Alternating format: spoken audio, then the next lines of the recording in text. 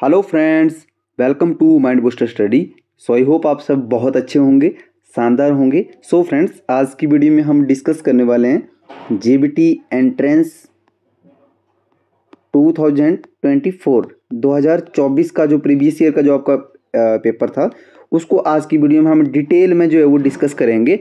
इससे पहले कि वीडियो स्टार्ट करें, जो भी नए स्टूडेंट हमारे साथ इस वीडियो में जुड़ चुके हैं उनसे रिक्वेस्ट करूंगा कि प्लीज़ आप आपके अपने चैनल माइंड बूस्टर स्टडी को सब्सक्राइब कर लीजिएगा और साथ में बेल आइकन होगा उसे जरूर प्रेस कीजिएगा, ताकि इसी तरह की जो इन्फॉर्मेटिव वीडियोस रहेंगी उनकी नोटिफिकेशन सबसे पहले आप तक पहुंच सके।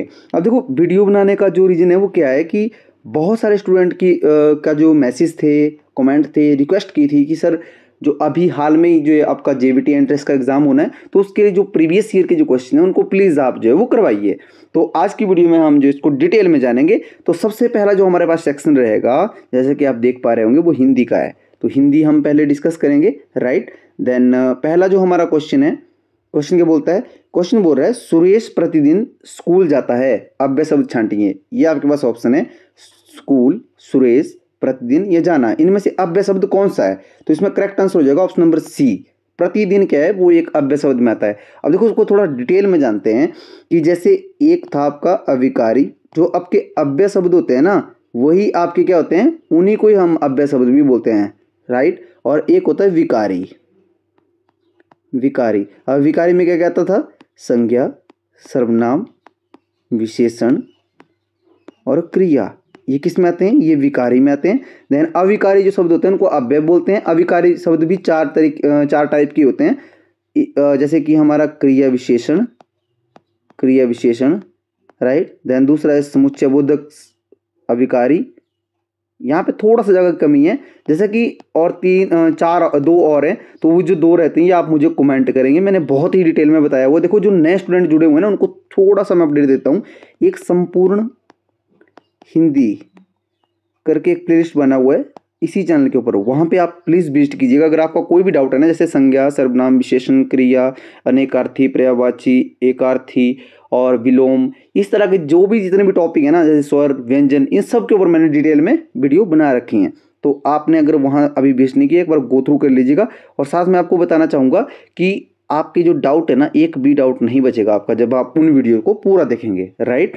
देन नेक्स्ट जो हमारा क्वेश्चन है, हमारा अंबर का अनेकार्थी शब्द नहीं है। बोलता अंबर का अनेकार्थी शब्द कौन सा नहीं है, इनमें आपने चूज करना है। मतलब बोलने का भाव ये है कि जो चार ऑप्शन दिए गए हैं, चार ऑप्शन में आपके जो है वो तीन ऑप्शन तो होंगी, देन एक ऑप्शन ऐसा होगा जो अंबर का अनेकार्थी नहीं होगा। छाया, वस्त्र, आकाश, कपास। अब देखो, अगर आपको ध्यान हो तो जो देखो पहले से हमारे साथ स्टूडेंट जुड़े हुए हैं, उन्हें मैंने अनेकार्थी शब्द की एक प्रॉपर वीडियो दी है, टॉप 100 भी दी है। एक टॉप 100 करके एक प्लेलिस्ट बना हुआ है, टॉप 100 हिंदी, वहाँ पे भी आप विजिट कर सकते हो। तो वहाँ पे मैंने डिटेल में बताया था आपको क्या, कि अंबर के जो अनेकार्थी शब्द हैं वो आकाश, वस्त्र और कपास, ये तीनों ही क्या है, वो अंबर के अनेकार्थी शब्द हैं। देन इसमें छाया इसका करेक्ट आंसर हो जाएगा। छाया जो है वो अंबर का अनेकार्थी नहीं है। आई होप आपको ये समझ आया होगा। देन नेक्स्ट हमारा क्वेश्चन है, अनिश्चयवाचक सर्वनाम का उदाहरण है। अनिश्चयवाचक मतलब जिसका निश्चय नहीं हो, निश्चित नहीं हो, जो वो होते हैं अनिश्चयवाचक सर्वनाम। अब मैं बार बार आपको कहता नहीं फिरूंगा कि आपको जो है अगर कोई डाउट है तो वहाँ पे जाइए। देखो, आपको ना वीडियो की डिस्क्रिप्शन में मैं एक लिंक डाल दूंगा आपको, संपूर्ण हिंदी के जो प्लेलिस्ट है, वहाँ से आप एक बार वहाँ पे गो थ्रू कीजिएगा, राइट। और अभी क्वेश्चन की तरफ आते हैं। देखिए, अनिश्चयवाचक सर्वनाम माने जो निश्चित नहीं है। अब ऑप्शन क्या है? कौन, आप, कुछ, हम। तो इसमें वैसे जो आपका करेक्ट आंसर हो जाएगा वो आपका जो है वो ऑप्शन नंबर क्या हो जाएगा आपका? सी आपका करेक्ट आंसर हो जाएगा। सी क्या है? कुछ। इसमें क्या है? इसमें कुछ में ऐसा है कि अनिश्चितता है, इसमें निश्चित नहीं है कुछ भी, ठीक है।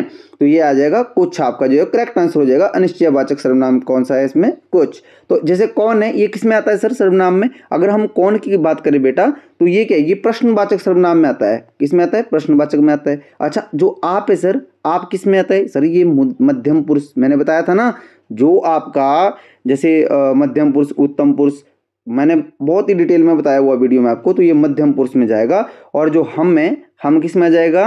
हम जो है वो उत्तम पुरुष में, जैसे मैं, हम, समझ रहे हो मेरी बात? तो ये जो है वो उत्तम पुरुष में आएगा। आई होप ये आपको समझ आया होगा। देन नेक्स्ट हमारा क्वेश्चन है, नमक हलाल होना मुहावरे का अर्थ है। कृतघ्न होना, धोखा देना, कृतज्ञ होना या अपमान करना। करेक्ट आंसर हो जाएगा ऑप्शन नंबर सी। अब देखो मुहावरे का मैंने बताया था कि जो शाब्दिक अर्थ होता है ना बेटा, शाब्दिक अर्थ को ना लेके जिसका विलक्षित अर्थ जो एक अलग अर्थ बन के आता है उसी को हम वाक्य में प्रयोग करते हैं, राइट।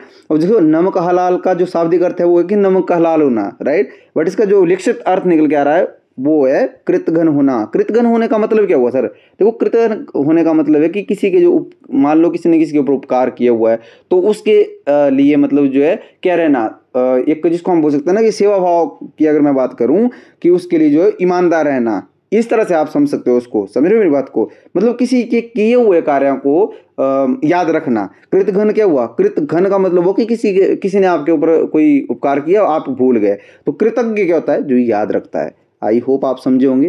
देन फिफ्थ जो हमारा क्वेश्चन रहेगा, क्वेश्चन बोल रहा है शीला ने सेब खाया, क्रिया में भेद है। ऑप्शन दिए गए हैं प्रणर्थक, अकर्मक, कर्मक, देन उपरोक्त सभी। देखो बेटा इसमें क्रिया का एक वीडियो डला हुआ है, मैं फिर से आपको कहना चाहूँगा। वैसे मैं आपको यहाँ पे बता देता हूँ कि इसमें जो करेक्ट आंसर होगा वो क्या होगा। देखो कैसे पहचानते हैं हम कि ये क्रिया कर्मक है अकर्मक है। तो कुछ स्टूडेंट आप में से ये बोलेंगे कि सर आपने बोला था 2 क्वेश्चन करने हैं, एक करना है क्या और दूसरा क्या करना है किसको। समझ रहे हो? किसको ये क्वेश्चन करना है, आपने किससे करना है सर? आपने बताया था कि जो वर्ब होती है ना, जो क्रिया होती है, सॉरी क्रिया के, तो यहाँ पे क्रिया क्या है? खाया। तो खाया से हम क्वेश्चन करेंगे। पहला क्वेश्चन किया हमने कि क्या खाया, तो आपको जवाब आया कि सेब खाया। देखो जब जो क्वेश्चन किया उसका उत्तर मिल गया, मैंने बोला था कि अगर उत्तर मिल जाता है तो वो स्कर्मक होती है, हमारी क्रिया क्या होती है? स्कर्मक। अब देखो शीला ने सेब खाया, ये क्या है? ये उत्तर मिल गया हमें कि सेब खाया, तो ये स्कर्मक है। अब मान लो यहां पे होता कि शीला खाती है। अब बताओ मुझे कि इसका जो है ये कौन सी क्रिया होगी? ये प्रणर्थक होगी या कर्मक, कर्मक या उपरोक्त सभी? तो इसमें बेटा आपने मुझे ये कमेंट करना है, मैं आपके कमेंट का वेट करूंगा, राइट। आई होप ये आपको समझ आया होगा। देखो जो 2 क्वेश्चन करने जो मैंने बताया ना आपको कि क्या और किसको क्वेश्चन करना, अगर उत्तर मिल जाता है तब तो ये कर्मक होगी, अगर उत्तर नहीं मिलता है तब ये अकर्मक हो जाती हैं। और द्विकर्मक क्रिया कौन सी होती हैं, प्रणर्थक क्रिया कौन सी होती हैं, अगर ये आपको पता नहीं है तो आपने संपूर्ण हिंदी की प्लेलिस्ट में जाना है, वहाँ पे आपको क्रिया से रिलेटेड एक वीडियो डाला हुआ है। देन नेक्स्ट जो हमारा क्वेश्चन है, क्वेश्चन बोलता है कि भाषा का मूल रूप क्या है। देखो भाषा का मूल रूप पूछा है इसने कि मूल रूप क्या है? सांकेतिक, लिखित, मौखिक या इनमें से कोई नहीं। तो आपका करेक्ट आंसर हो जाएगा ऑप्शन नंबर सी। मूल रूप क्यों माना जाता है मौखिक को? क्योंकि बेटा लिखित तो तब आएगा ना जब, पहले क्या हुआ, जब पुराने समय में अगर मैं बात करूं, पहले क्या हुआ था, पहले हम जब किसी भी भाषा को लिखा कब हमने, पहले उसको हम बोलते थे, उसके संकेत को बोलते थे दूसरे लोगों को। जैसे 2 पर्सन है तो ये पहले बोल के करते थे, एक दूसरे को कुछ बातें बोलते थे, उनसे क्या होता था, उनसे उनको समझ आता था कि ये जो बोल रहा है ये इसका मतलब ये है। समझ रहे हो? फिर उसके बाद उन्होंने लिखना शुरू किया उसको, तो मौखिक इसका क्या हो जाएगा? मूल रूप इसका जो है वो मौखिक हो जाएगा। आई होप आप समझे होंगे। देन बढ़ते हैं हम अपने नेक्स्ट क्वेश्चन की तरफ। क्वेश्चन है उसम व्यंजन का उदाहरण है य, ह, ग, ज। तो इसमें करेक्ट आंसर हो जाएगा ऑप्शन नंबर बी। उसम व्यंजन बेटा 4 प्रकार के होते हैं। कौन कौन से होते हैं सर? सॉरी यह नहीं होगा, ये तो अंतस्थ व्यंजन में जाएगा। देखो इसमें होता है श, श, श और ह। समझ रहे हो? तो ये जो 4 हमारे व्यंजन होते हैं ना, ये क्या होते हैं? ये हमारे होते हैं उसम व्यंजन। अच्छा ठीक है, तो सर ये जो ये लिखा हुआ है यहाँ पे, ये कौन सा है? ये मैंने बताया था कि ये अंतस्थ व्यंजन है। समझ रहे हो मेरी बात? तो सर ये क्या है? ये संयुक्त व्यंजन है। ग यानी क्या है? ये संयुक्त व्यंजन है। और झ क्या है? ये स्पर्श व्यंजन है, स्पर्शी व्यंजन में आता है। और झ को हम स्पर्श संघर्षी बोलेंगे अगर, तो वो उसमें भी आएगा। आई होप आपको ये समझ आया होगा। देन बढ़ते हैं हम अपने नेक्स्ट क्वेश्चन की तरफ। क्वेश्चन है व्यंजन के साथ स्वर जिस रूप में मिला होता है उसे स्वर की जैसे ब्लैंक दिया हुआ यहाँ पे रिक्त स्थान कहते हैं। मात्रा, क्रिया, संज्ञा, विशेषण। ये तो बहुत इजी क्वेश्चन था, इसका करेक्ट आंसर हो जाएगा मात्रा। क्या होता है? व्यंजन के साथ स्वर जिस रूप में मिला होता है। हर एक व्यंजन, कोई भी व्यंजन होता है ना, वो मैंने पहले भी बताया था आपको कि हर एक व्यंजन जो है वो स्वर की सहायता से बोले जाते हैं। तो स्वर की जरूरत है किसको? व्यंजन को। और व्यंजन को अगर जरूरत है तो जो व्यंजन के साथ जो स्वर मिलेगा वो मात्रा के रूप में ही होगा। समझ रहे मेरी बात को? आई होप आपको समझ आया होगा। देन नेक्स्ट हमारा क्वेश्चन है शुद्ध शब्द छांटना है। इसमें दीपावली ऐसा होता है? नहीं, यहाँ पे द को इस तरह से मात्रा होती है। निरोग ऐसे होता है नहीं, निरोग इस तरह से होता है, समझ रहे हो।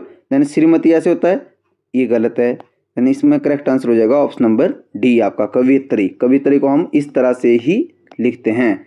आई होप आपको ये समझ आया होगा। देन नेक्स्ट जो हमारा क्वेश्चन है बोलता है ड का उच्चारण स्थान क्या है? ओष्ठ, कंठ, मूर्धा, दंत। अब देखो मैंने बताया था आपको कि जो ट वर्ग के जितने भी हमारे क्या हैं वर्ण हैं वो कौन से होते हैं? वो मूर्धन्य होते हैं, मूर्ध्य। और हर एक जो हमारे स्पर्शी जो व्यंजन है ना उनमें हर एक पांचवा वर्ण क्या होता है? वो उसको हम अनुस्वार भी बोलते हैं, अनुस्वार भी बोलते हैं। आई होप आपको ये समझ आया होगा। अब वो कैसे सर? देखो बेटा, जैसे हम क वर्ग के जो व्यंजन लिखते हैं ना लास्ट में क्या आता है? ये आता है ना आपका वर्ण। देन च वर्ग के लिखते हैं तो लास्ट में क्या आता है? ये आता है ना। देन जैसे ट वर्ग के लिखते हैं तो लास्ट में अंत में क्या आता है? देखो जो आपके अंत में आएंगे ना, जो अंत में आ रहे हैं स्पर्श व्यंजन, वो क्या होते हैं हमारे? वो अनुस्वार भी होते हैं। मैंने बहुत डिटेल में आपको पढ़ाया भी है पहले। देन आई होप समझ आया होगा आपको। आपका नेक्स्ट क्वेश्चन है सची प्लस इंद्र की संधि है सचिंद्र, सचिंद्र या सचेंद्र या सचिंद्र। देखो इसका जो करेक्ट आंसर हो जाएगा वो ऑप्शन नंबर आपका बी आपका करेक्ट आंसर हो जाएगा, राइट। वो कैसे हो जाएगा? देखो इसमें कौन सी संधि है बेटा? इसमें गुण संधि लगी हुई है। अब गुण संधि क्या होता है सर? देखो बेटा, गुण संधि का मतलब क्या हुआ कि जब ई के साथ ई मिलती है ना तो वो क्या बन जाती है? बड़ी ई बन जाती है। आई होप समझे होंगे।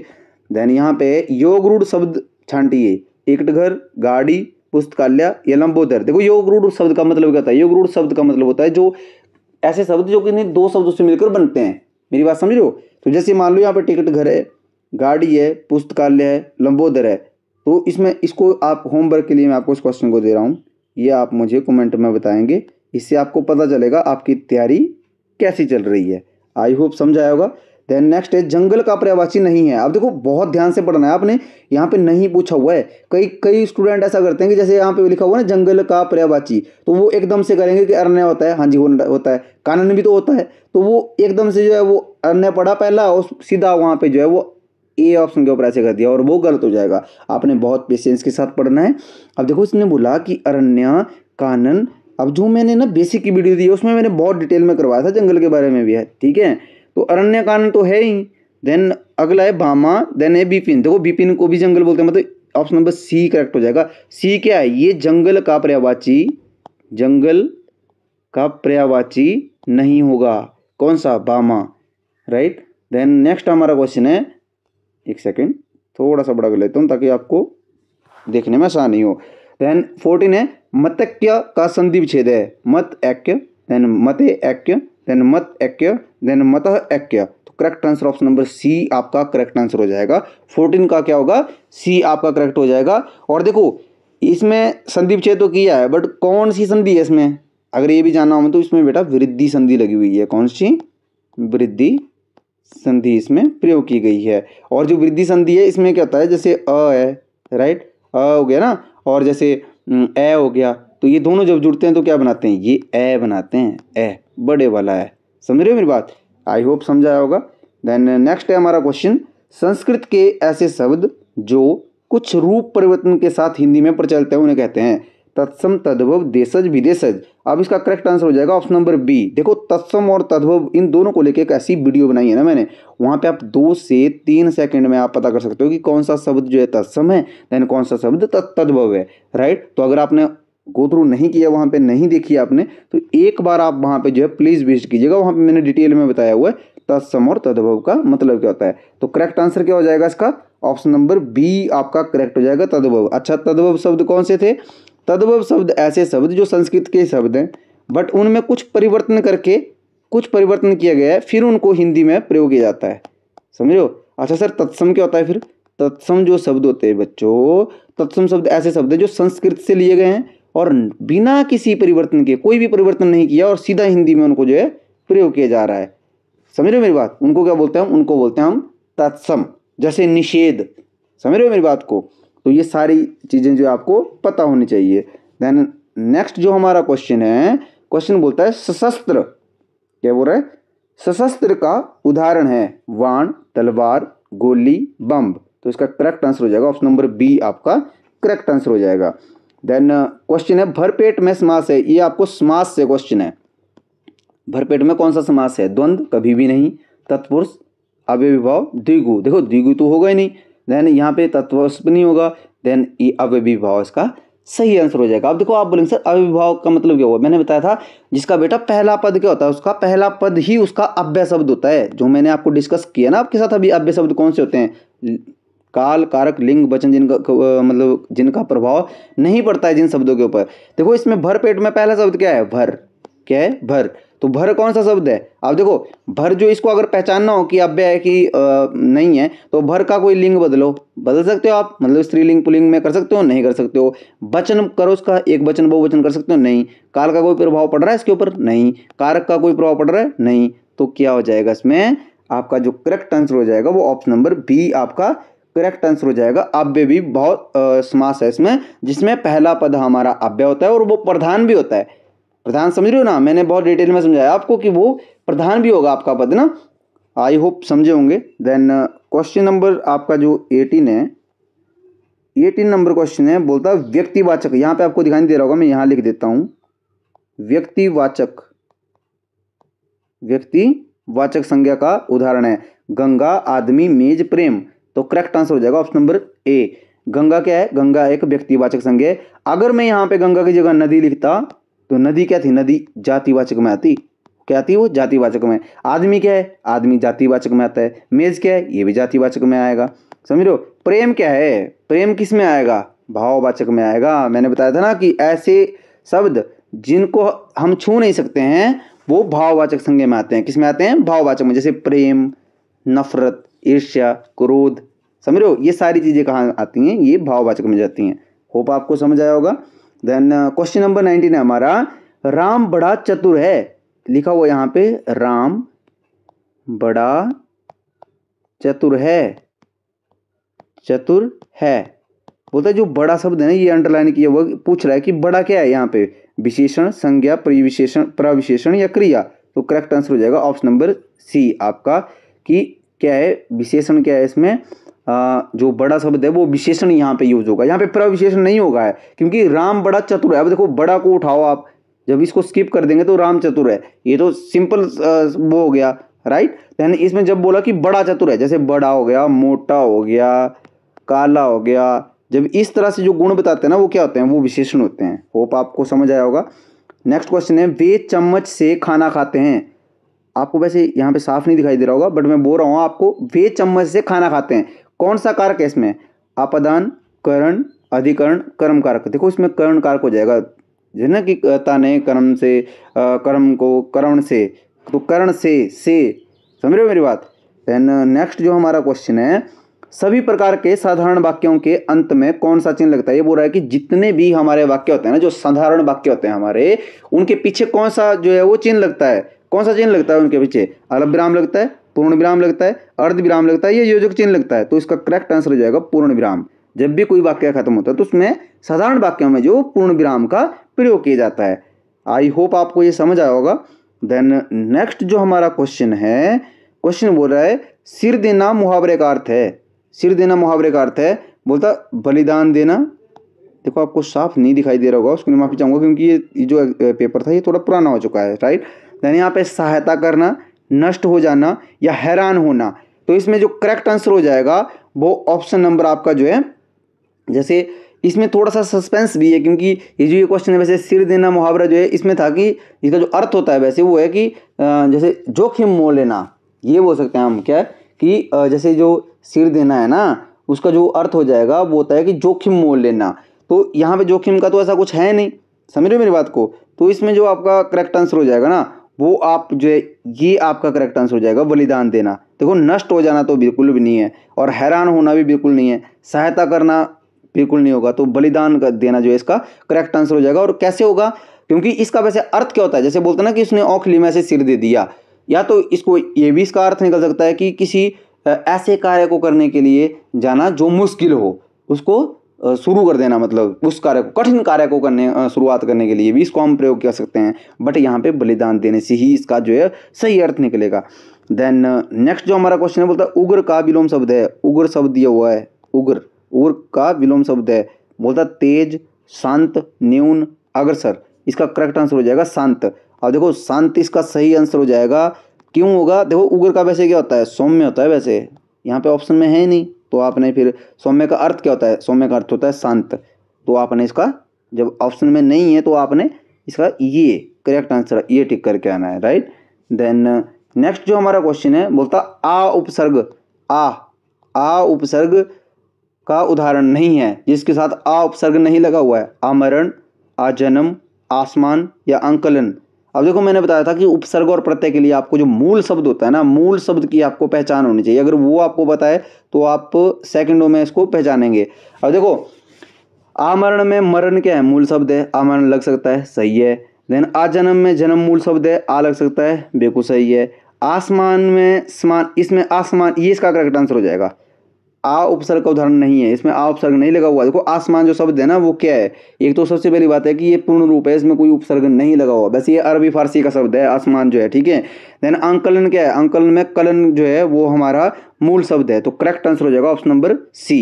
देन क्वेश्चन है अंडरटेकिंग का हिंदीकृत रूप है। उपक्रम, अभिरक्षा, प्रतिपूर्ति या प्रभाव प्रभाग। ये प्रभाग है बेटा, यहाँ पे प्रभाग, समझ रहे हो? तो इसका जो करेक्ट आंसर हो जाएगा वो आपका उपक्रम, इसका जो है वो करेक्ट आंसर हो जाएगा उपक्रम। यहाँ पे उपक्रम भी ले सकते हैं। वैसे अंडरटेकिंग का मतलब क्या होता है? अंडरटेकिंग का मतलब होता है कि किसी कार्य को करने की, मतलब जो स्टार्टिंग कर देना, उससे भी ले सकते हैं हम। या किसी के जैसे बोलते हैं ना कि किसी के पक्ष की तरफ से अगर मैं बात करूँ, समझ रहे हो, कि जो अंडरटेकिंग इसके पक्ष में जो अंडरटेक किया गया है, राइट। तो अगर मैं देखो अंडरटेकिंग का जो अर्थ है ना बेटा वो 3 तरीके से निकल सकता है। अब देखो एक तो जो भाषाएं होती हैं और जो लैंग्वेज होती है, जैसे गवर्नमेंट उसमें आप इसको यूज़ कर रहे हो, या आप सिंपल उसमें यूज़ कर रहे हो, या आप बिजनेस की तरफ से यूज़ कर रहे हो, तो उसके बहुत सारे अर्थ निकल के आते हैं, राइट। तो आप ऐसे उपक्रम इसका जो कुछ मिलता जुलता है कि ये इसको आप जो है वो कर सकते हो, राइट। और अगर आपको इसमें कोई डाउट है तो आप कमेंट में ज़रूर बताइएगा, इसको भी आपको क्लियर कर दिया जाएगा। आई होप आपको ये समझ आया होगा। देखो हिंदी का हमने सेक्शन जो है वो कंप्लीट किया है, राइट। और इसी तरह से आपके मैथ, जीके और जो भी आपके जैसे टॉपिक हैं इसमें, उनको हम जो कंप्लीट करेंगे। देखो वीडियो कैसा लग रहा है आपको, आप कमेंट में हमें ज़रूर बताइएगा, सजेशन आप जरूर दीजिएगा, राइट। देन नेक्स्ट जो हमारा पार्ट है वो आपका इंग्लिश का पार्ट। अब देखो आपको जो इंग्लिश है वो आपको करवाई जाएगी अमित सर के द्वारा। अमित सर आपको जो है वो इंग्लिश की फैकल्टी हैं, तो वो आपको बहुत ही डिटेल में बताएंगे इसको, राइट। देन अगली जो आवाज़ होगी वो अमित सर की होगी। तो स्टार्ट करते हैं आपका इंग्लिश सेक्शन। पहला क्वेश्चन है कि question number 26 to 28 are blanks. Choose the correct article and fill in the blanks to make sense. आपने आर्टिकल चूज करना है। पहला क्वेश्चन बोलता है she return after dash hour. Hour आपको पता है आवर क्या है? कौन सी आवाज़ दे रहा है? ये दे रहा है आपकी वोवल आवाज साउंड। कौन सी? Vowel sound. तो इसके साथ आपका आर्टिकल एन यूज होगा, ठीक है। अगला क्वेश्चन है gold is dash precious metal. अब यहाँ पे मैटर की बात कर रहे हैं, ठीक है। यहाँ पे स्पेसिफिक मेटल नहीं, कोई नहीं, तो हम क्या आर्टिकल करेंगे? आर्टिकल यूज़ करेंगे। अगर यहाँ पे कोई स्पेसिफिक आर्टिकल मेटल यूज़ होती है तो हम आर्टिकल दा यूज़ करते हैं, पर यहाँ पे सिर्फ मैटर की बात की है तो हम यहाँ पे आर्टिकल ए यूज़ करेंगे, ठीक है। आई होप आपको क्वेश्चन समझाया। Now move to next question. अगला क्वेश्चन हमारे पास I met dash boy in the store. यहाँ पे आर्टिकल आ यूज़ होगा। क्यों यूज़ होगा? क्योंकि यहाँ पे कोई स्पेसिफिक बॉय नहीं बोला ना कौन सा बॉय है, ठीक है। अगर ये स्पेसिफिक बॉय यूज़ करते हैं कि हाँ कौन सा लड़का है जिससे हम मिले, तो हम आर्टिकल दा यूज़ करते हैं। बट यहाँ पे इन्होंने बोला कि सिंपल बात की है ना कि हम एक लड़के से मिले स्टोर में, ठीक है। तो क्या कौन सा आर्टिकल होगा यूज़? आ आर्टिकल यूज़ होगा, ठीक है। आई होप आपको क्वेश्चन समझाया। Now move to next question. अगला क्वेश्चन है हमारे पास write the synonyms of the word calm. काम का साइन ऑफ बताना है आपने। काम होता है आपका शांत। क्या होता है? शांत, ठीक है। तो नॉइज तो ये तो होना ही नहीं, ये हेल्दी भी नहीं होगा। अब इन्होंने ऑप्शन दिया है एक हैप्पी और एक क्वाइट। तो क्वाइट ए तो गलत है।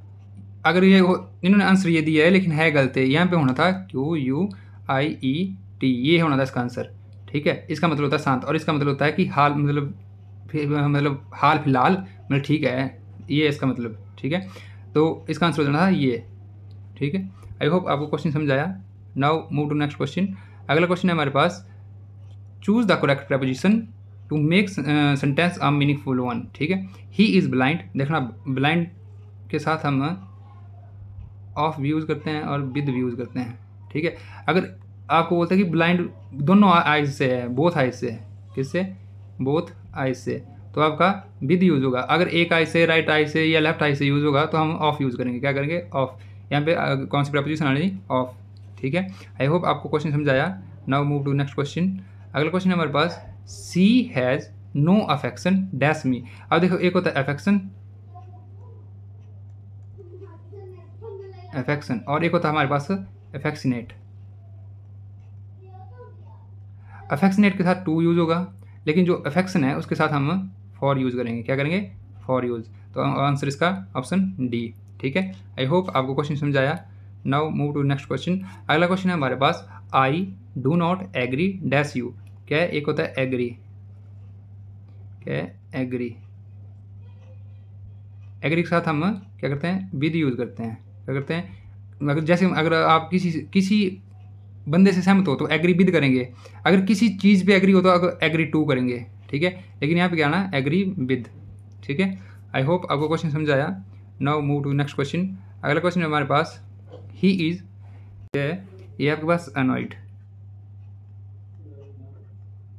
अनॉइड के साथ आपका विद भी लगता है और ऐड भी लगता है, ऐड भी लगता है। ऐड कब लगेगा, जब आप किसी के बिहेवियर पे, क्या कहे पे, बिहेवियर पे, या फिर किसी के एक्ट पे, मतलब कोई बंदा कोई चीज़ करता है उस पर अगर आप अनॉइड हो गए तो आप ऐड यूज़ करोगे। लेकिन अगर आप किसी चीज़ से, मतलब समबडी से एनॉइड हो तो आप क्या यूज़ करेंगे, विद यूज़ करोगे, ठीक है। तो ऑप्शन डी। आई होप आपको क्वेश्चन समझ आया होना। Now move to next question. अगला क्वेश्चन है हमारे पास, the ship is bound dash Mumbai. इसके साथ प्रपोजिशन फॉर यूज़ होती है, ठीक है ना। अगला question, the thieves broke dash his house last night. देखो, एक होता है ब्रोक इन और एक होता है ब्रोक इनटू, ठीक है। ब्रोक इनटू का मतलब होता है किसी पे, मतलब फोर्सफुली, कैसे, फोर्सफुली कहीं पे क्या करना, घुसना, मतलब एंटर करना कहीं पे, उसको बोलते हैं, ठीक है। और ब्रोक इन का मतलब होता है मतलब टूटना, ठीक है। जैसे टूटना नहीं, मतलब कहीं पे घुसना पर ज़बरदस्ती नहीं, ठीक है। तो इसका जाना ब्रोक इनटू, क्या जाना, broke into. Now move to next question. Choose the correct passive voice. Passive voice बनानी है। क्वेश्चन क्या है, I did not wait her. Did not है, मतलब डिड है, ये किस में लगता है, ये लगता है आपके पास्ट, किसमें, पास्ट इन डेफिनेट में, किसमें, पास्ट इंडेफिनिट में। जब कभी भी आप पास्ट इंडेफिनिट को पैसिव बनाओगे तो आप आंसर में क्या ढूंढोगे, was oblique were plus B3, ये ढूंढना आपने, ठीक है। तो ऑप्शन, पहला ऑप्शन बोलता है सी इज़ नॉट बीटन बाई मी। तो इज़ तो गलत हो गया क्योंकि ये आ गया आपका प्रेजेंट इंडेफिनिट टेंस। अगला ऑप्शन है सी हैज़ आ गया। हैज़ कौन सा है, ये भी आपका प्रेजेंट परफेक्ट है। वॉज है, इसको होल्ड करो। हैव है, ये प्रेजेंट परफेक्ट आ गया। तो आंसर इसका ऑप्शन सी, ठीक है। आई होप आपको क्वेश्चन समझ आया ना। Now move to next question. अगला क्वेश्चन है question number 37 to 38। Find the correctly spelled word. अब आपको करेक्टली स्पेल्ड वर्ड याद होने चाहिए। देखो, सी जो एस से स्टार्ट होता है ना कि सी से, ठीक है। तो ये दोनों गलत हो गए। बाकी एस लास्ट में लगेगा, क्यों लगेगा, क्योंकि ये क्या है, मतलब इसको सी जो आपको बताना कंची होती है, एस से होती है। जब ये टू बनेगा तो क्या होता है, ये हमेशा अपने आप में प्लूरल होते हैं, इनका सिंगुलर कभी भी नहीं बनेगा, ठीक है। तो क्या होना इसका आंसर, ऑप्शन ए, ठीक है। अगला है 38 ट्रांजिशन। ट्रांजिशन की खुद लिखो, देखो transition,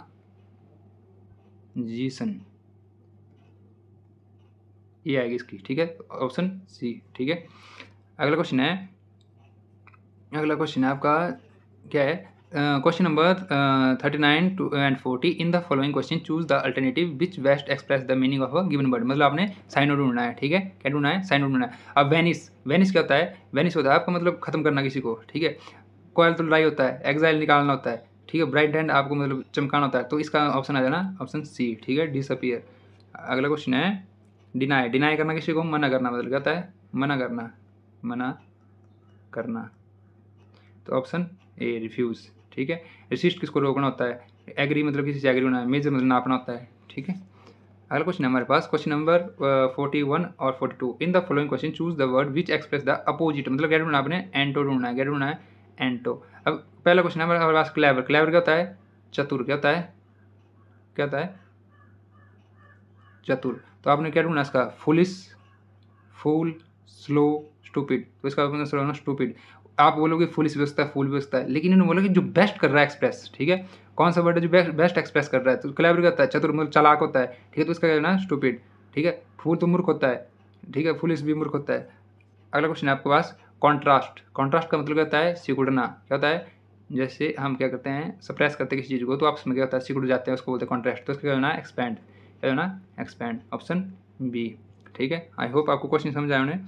now move to the next question. अगला क्वेश्चन है question number 43 to 45। Find the correct answer, ठीक है। He said that he was very please dash my work, ठीक है। क्या बोल रहा है, he said that he was very please dash my work. देखो प्लीज के साथ कौन सी आती है प्रेपोजिशन, प्लीज्ड विद। क्या आती है, प्लीज्ड विद। तो आ जाना इसका ऑप्शन सी, ठीक है। आई होप आपको क्वेश्चन समझ आया। नाउ अगला क्वेश्चन है, द न्यू टर्म बिगेन्स जून 1। कब से हुई, जून 1 से। तो एट होना कि ऑन होना, इसका आंसर आप खुद बताना इस समय क्वेश्चन में, अगर आपको आता है। अगर नहीं आता तो मैं कमेंट सेक्शन में बता दूंगा इसका आंसर क्या होना है, ठीक है। इसको बताना है आपने। Now move to next question. अगला क्वेश्चन है हमारे पास, ये है करेक्टली स्पेल्ड की, ठीक है। एबोलिस की स्पेलिंग बतानी है आपने। क्या होती है एबोलिस की, एबो, देखो कैसे लिखते हैं, एबोलिस, LISH। तो कौन सी आएगी, ऑप्शन ए, ठीक है। अगला क्वेश्चन है, choose the correct preposition and fill in the blank to make sense. आपने प्रपोजिशन यूज करनी है, ठीक है। We regret that we can not comply dash your request. Comply के साथ फिक्स आती है कौन सी, विद, कंप्लाई विद होता है, ठीक है, तो ऑप्शन सी, ठीक है। अगला क्वेश्चन है हमारे पास, the best candidate should be appointed dash the post. क्या आएगा, विद, टू, एट, इन। क्या आएगा, कौन सा आएगा, ऑप्शन बी, कौन सा आएगा, 2 वन इसका, अपॉइंटेड टू, ठीक है। अगला क्वेश्चन है, he is addicted dash gambling. देखो एडिक्टेड के साथ है फिक्स प्रेपोजिशन होती है, एडिक्टेड के साथ है फिक्स होती है टू। और एक याद रखना हमें सही, जो इसके बाद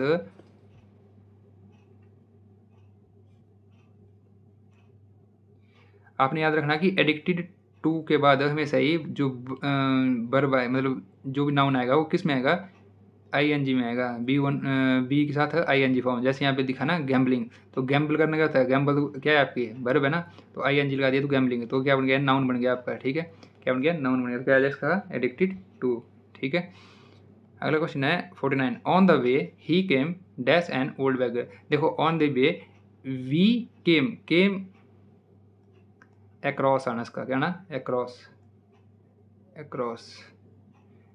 क्यों आना कैम अक्रॉस। कैम अक्रॉस का मतलब होता है सडनली किसी से मिलना, मतलब अचानक से। जैसे आप लोग कभी मार्केट में जाते हो तो आपको कोई अपना फ्रेंड मिल जाता है मार्केट में, तो कुछ को बोलते हैं कैम अक्रॉस, ठीक है, कहीं जाते जाते कोई अचानक से मिल गया, ठीक है। तो ये इसका आंसर ऑप्शन सी, ठीक है। अगला क्वेश्चन है, he was accuse dash theft. Accuse के साथ क्या आता है, एक्यूज ऑफ, ठीक है, फिक्स होता है एक्यूज ऑफ, ठीक है। आई होप आपको क्वेश्चन समझ आए उन्हें, आई होप आपको सारे क्वेश्चन समझ आए उन्हें। अब करेंगे हम मैथ सेक्शन को, ठीक है। पहला क्वेश्चन दिया है हमारे पास कि यदि 2/3 ये जो दिया मतलब को आरोही क्रम में लिखा जाए तो बीचों बीच जो भी होगी वह होगी। सबसे पहले आप इसको क्या करो, काट के देखो 3 से काटोगे आप तो क्या जाना, इसका 0.6 आ जाना, ठीक है। इसको काटोगे तो कितना आएगा, 3 से काटना, 3 6 18, नहीं सॉरी 3 7 21, आगे 2 बज के 20 ना जाने का पॉइंट, ये बन गया, नीचे 0 थी मतलब क्या बन जाना है यहाँ पे, ये बन जाना 0. क्या बन जाना 0.7, क्या बन जाएगा, ये बन जाएगा आपका 0.7, ठीक है। अगला इसको काटोगे तो बन जाएगा आपका 0.9, ठीक है। अगला देखोगे इसको काटोगे तो 0. कितना बन जाएगा, 15 7 105, ये बन जाएगा ना। और ये कितना बना था यहाँ पे, 7 21 2, ये बना था ये, ठीक है। और ये बन जाना आगे 50 है, 15 3 45, ये बन जाएगा इतना। अब इसको काटोगे तो कितना बन जाएगा 0.2, ठीक है। अब देखो सबसे छोटी कौन सी इसमें, सबसे छोटी कौन सी, ये है, ये ना 0.2, यानी पहले आ जाएंगे 4/15। उसके बाद कौन सी आएगी, उसके बाद है 0. ये ना, मतलब पहले वाली 2/3, ठीक है। उसके बाद कौन सी आ जाएगी 0. ये आ जाएगी, ये कौन सी है, ये 11/15। और उसके बाद कौन सी आ जाएगी 0. ये वाली कौन सी है, ये वाली 23/30। और सबसे लास्ट में आ जाएगी 9/10। तो बीचों बीच बोला इन्होंने 2 देखो इधर साइड में रख दो, 2 इधर रख दो साइड में, बीच में कौन 11/15, तो ऑप्शन बी। ठीक है, आई होप आपको क्वेश्चन समझ आया होना कि कैसे हुआ है। ठीक है, बढ़ते हैं अगले क्वेश्चन की तरफ। अगला क्वेश्चन है हमारे पास कि दो संख्याओं का मास यानी HCF कितना है 28 है, कितना है 28 है, उनका LCM इतना है। यदि एक संख्या इतनी है तो दूसरी संख्या, इसका फार्मूला देखो क्या होता है, A into B equal to HCF into LCM, ये होता है इसका फार्मूला। अब A मान लो कि जो संख्या दी कितनी है 112 दी है, ठीक है, गुणा B रख लो इधर, बराबर HCF कितना दिया है 28 और LCM कितना दिया है 336। ठीक है, अब देखो जैसे काटोगे आप लोग कितने से कट जाएगा, B बराबर है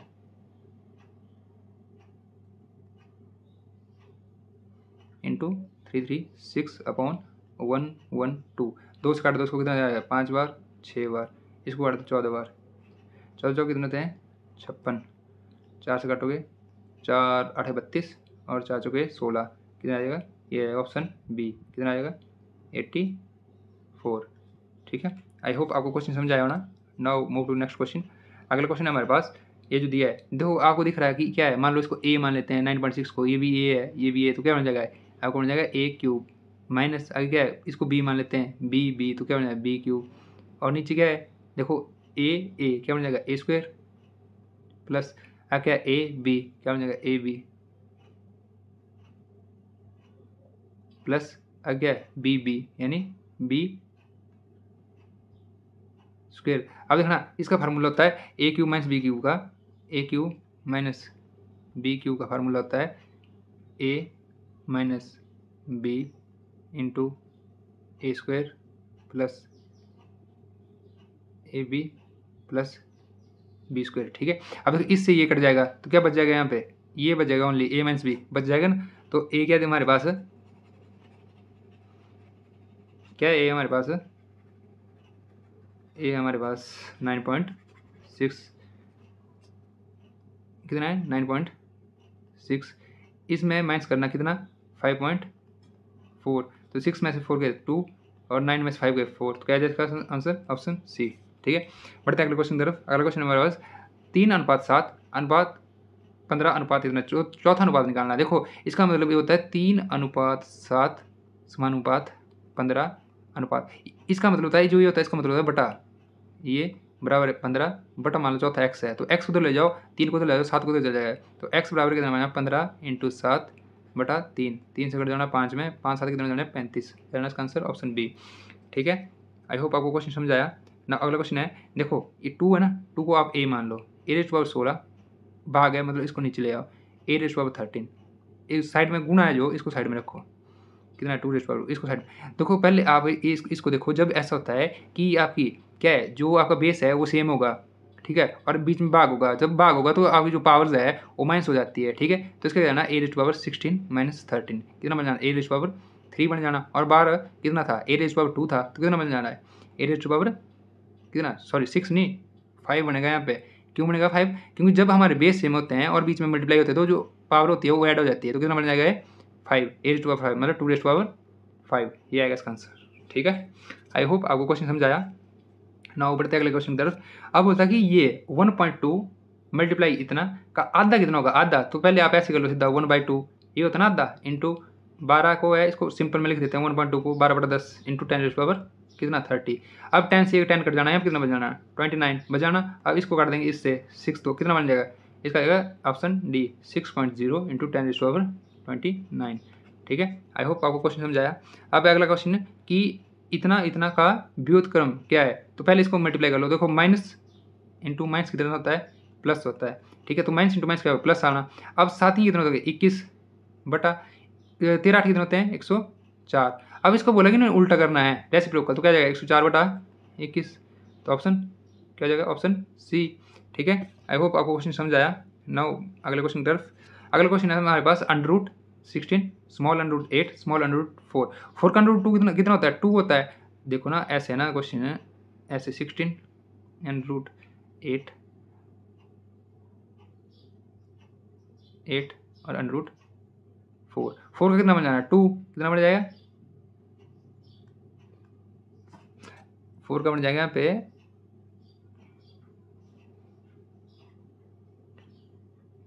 2, तो 8 को जब 2 से मल्टीप्लाई किया तो कितना आया 16, कितना आया 16 अंडरूट में, और ये बार था अंडरूट, इसका जो इसका अंडरूट करें तो कितना आएगा 4, 16 मल्टीप्लाई 4, तो 16 का 4 बार आ गया, 4 में से 2 बार आ गया, तो कितना आ गया 4 दूनी 8, कितना आ गया 8, ऑप्शन ए। ठीक है, आई होप आपको क्वेश्चन समझ आया। बढ़ते अगले क्वेश्चन की तरफ। अगला क्वेश्चन हमारे पास 100 माइनस कितना है, ये तो ऊपर 100 माइनस 300 का 20%, 20% को कैसे करते हैं, ऐसे लिखते हैं ब्रैकेट में, और का मतलब गुणा का 40% निकालना है आपने ऐसे, तो एक जीरो से ये जीरो कट गई, इससे ये कट गई। अब 30 गुना कितना था 60, 60 30 गुना कितना हो गया 60, इधर था 100, 100 में से 60 गया तो कितना बचा 40, 40 का 40% निकालना है आपने, जीरो से जीरो, जीरो से जीरो, 4 चौके 16, कितना आया सी। ठीक है, आई होप आपको क्वेश्चन समझ आया। अगला क्वेश्चन है ए स्क्वायर माइनस बी स्क्वायर, ये तो फार्मूला है, ए स्क्वायर माइनस बी स्क्वायर क्या होता है, ए प्लस बी इंटू ए माइनस बी, ऑप्शन डी। ठीक है, अगला क्वेश्चन है 64 रेज़ टू पावर 1/6। अब 64 को हम अगर ऐसे देखो, इधर इधर कर लेते हैं साइड में, 64 को ऐसे कर लो, 2 से कितना आ गया 32, 2 से कितना है 16, 2 से 8, 2 से 4, 2 से 2 और 2 से 1। अब 2 को गिनो, 1 2 3 4 5 6, 6। अब 2 रेज़ टू पावर 6 लिख सकते हैं हम ऐसे ना, और 12 1/6 था, तो 6 से 6 कट गया, तो आंसर क्या गया 2। ठीक है, आई होप आपको क्वेश्चन समझ आया। अगला क्वेश्चन है एक लंब वृत्तीय बेलन के आधार वृत्त कैसा होता है, लंब वृत्तीय बेलन कैसा होता है, बेलन ऐसे होता है, कुछ होता है ना ऐसे, ऐसे होता है कुछ। ठीक है, ये क्या है, ये आपका सर्कल है, सर्कल का परिधि क्या होती है 2πr, ये होती है ना, कितनी दी है 44। ठीक है, तो 2 पाई को कितना बोला ना को, बाई बटा 7 गुणा आर इक्वल टू 44। अब 22 से 44 कट जाना 2 बार में, 2 से कट जाएगा 2 बार में, तो आर कितना आ जाएगा 7, कितना आ जाएगा आर 7। अब आगे बढ़ो, क्या बोला इन्होंने, आगे बोला इन्होंने कि उसकी ऊंचाई दी है। ठीक है, आर आ गया हमारे पास कितना, आर आ गया हमारे पास 7, और ऊंचाई दी है इन्होंने कितनी 15। अब इन्होंने बोला कि बेलन का आयतन, आयतन आपको पता फार्मूला क्या था पाई आर स्क्वायर एच। ठीक है, बाई बटा 7, आर कितना है 7 गुणा 7 गुणा 15, 7 से 7 कट गया। अब देखो, जब कभी ऐसा क्वेश्चन आएगा जिसमें पाई दिया हो, तो आप 11 का मल्टीपल चेक कर सकते हैं। 11 का मल्टीपल कैसे चेक करोगे आप, ऑड वाली पोजीशन को ऐड करके, देखो 1 है ना, 1 को 5 में ऐड किया कितना आया 6। अब इवन वाले को करो ऐड, 5 में 1 की ऐड कितना आया 6। अब इन दोनों को माइनस कर लो, या तो इसका आंसर 0 होना चाहिए, या तो आंसर इसका 11 का मल्टीपल होना चाहिए, तो ये 11 से कट जाएगा। ठीक है, तो देखो मैं बिना मल्टीप्लाई करके देखो इसका आंसर ये बोल सकता हूँ कि ये हो सकता है, लेकिन हम और भी चेक कर लेते हैं कि कोई 11 का और भी हो। देखो 0 में 5 ऐड किया तो 5 आया, 4 में 1 ऐड किया तो 5 आया, ये भी हो सकता है 11 का मल्टीपल है। अब इसमें 0 में 7 को किया ऐड, 7 में 7, ये भी हो सकता है। अब इसमें 3, ये देखो एक सभी 11 का मल्टीपल है, सभी 11 का मल्टीपल है। अब इसमें देख लो आप, ये क्या है, ये होता है 5 और 3 होता है ना, 5 और 3। आप अब आप क्या कर सकते हो, उसको 3 का मल्टीपल चेक कर सकते हो। 3 का मल्टीपल कैसे करते चेक, सबका सम करना, जो भी नंबर होंगे, जैसे यहाँ पे ना 2 3 1 और 0, इनको सबको ऐड करो, जैसे 2 + 3 + 1 + 0 कितना आएगा 3 और 4 2 6, 6, तो ये 3 के टेबल में आ रहा है, मतलब 3 से कट जाएगा। अगर इसको करोगे ऐड तो कितना आएगा 7 7 कितना आया 14, 14 आया, 4 और में कितना आया 5, तो ये नहीं आता 3 के टेबल में, तो ये नहीं आएगा। अब इसको करोगे 4 और कितना हो 5, 5 और 5 10, 10 को जोड़ोगे, 10 + 1 + 0 कितना आएगा 1, ये भी नहीं होना। अब इसको जोड़ोगे 5 और 6, 5 और 6, 6 और 6 12, मतलब 1 + 2, ये नहीं हो सकता है, यानी या तो ऑप्शन आपका ए होगा या तो ऑप्शन डी होगा। देखो अब और तरीका देखते हैं, और अब आप इसमें क्या कर सकते हो, 7 का मल्टीपल कर सकते हो जाकर, है ना 7 भी मल्टीप्लाई में 7 का कर सकते हो, जो 7 से कट जाएगा वो है ना आंसर। ठीक है, 7 से काटोगे इसको, 7 ही कितना 21, 2 बचे हैं, 7 ही 21 हो जाना, कट जाएगा।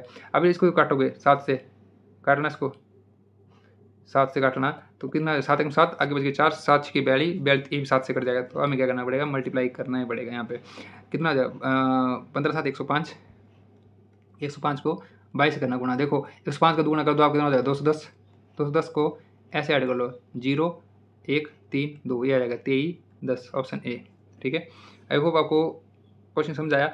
कई बार इसमें तो चलो मल्टीपल ऑप्शन दिए थे कि जैसे 11 का मल्टीपल दिया है, पर हमें सही ऐसा नहीं होता कि 11 का मल्टीपल दे ही रखते हैं चारों ऑप्शन में, 11 नहीं होगा तो 3 से कर लेना, जो भी इसमें मल्टीप्लाई होगा उससे कर सकते हो आप लोग। ठीक है, आई होप आपको क्वेश्चन समझ आया। अगला क्वेश्चन है हमारे पास, दो संख्याओं का माध्य अगर 0 है, यदि इन संख्याओं में 72 और -12 को और सम्मिलित कर दिया जाए तो नया माध्य क्या होगा। तो नया माध्य देखो, माध्य क्या होता है 10 का माध्य क्या होता है, सबको मतलब sum of numbers divide by total number, ये होता है ना, सबको ऐड करना डिवाइड उतने से करना, ठीक है। अब आपको पता नहीं है जो पहले कितना सम कितना था उनका पहले का, जो जो इन्होंने बोला ना कि माध्य 10 आया, उनका सम तो आपको पता नहीं था। सम निकालने के लिए आप क्या करोगे, माध्य कितना दिया 0, 0 को 10 से मल्टीप्लाई करेंगे। क्यों मल्टीप्लाई करेंगे, क्योंकि सम की डिवाइड में टोटल नंबर होते हैं, तब होता है माध्य आपका। माध्य आपके पास 0 दिया था, जो टोटल नंबर उसको आप दूसरी साइड लेके मल्टीप्लाई किया तो कितना आया आपका, सम आया आपका 0, कितना आया 0। तो अब क्या करोगे आप उस 0 में जो अगले नंबर दिए उनको ऐड करोगे, ठीक है। और कितने नंबर बन जाने फिर टोटल, देखो 0 में आप क्या करोगे 72 और -12 ऐड करोगे, और टोटल नंबर पहले कितने थे 10 थे, अब 2 ये हो गए, कितने बन गए 12, ठीक है। कितने बन गए 12 बन गए टोटल। तो जब आप इसको क्या करोगे 72 में से 12 माइनस करोगे तो कितना आएगा 60 आएगा। 60 को 12 से डिवाइड करना तो कितना आएगा 12 5 60, तो क्या जाएगा आंसर, आंसर डी, ठीक है। आई होप आपको क्वेश्चन समझ आया। अगला क्वेश्चन है निम्न को सरलीकृत कीजिए, ठीक है। जब इसको ओपन करोगे तो कितना आएगा 6 5 30, 30 में 5 जोड़ोगे कितना आएगा 35, 35/6। देखो क्या करते हैं इसको, पहले 6 को 5 से गुणा करना होता है, और जो आएगा आंसर जैसे 6 5 30 की है, 30 में वो ऐड करना जो ऊपर दिया है, ऊपर कितना दिया है 5 दिया है, तो 30 में ऐड किया तो आया 35, कितना है 35, आगे गुणा। अब 7 से कितने हो 42, 42 और 3 कितने हो 45/7, ठीक है। प्लस 5 दूनी 10, 10 और 1 11/2, 7 से कट जाएगा कितनी बार में 5 बार में, और बस यही कटेगा, ठीक है। अब देखना इधर कितना 45 5 कितने हो गए 5 25, 2 हासिल 5 को 20 और 2 22, 222/6 प्लस 11/2, इसका एलसीएम कितना आ जाएगा 6 आ जाएगा।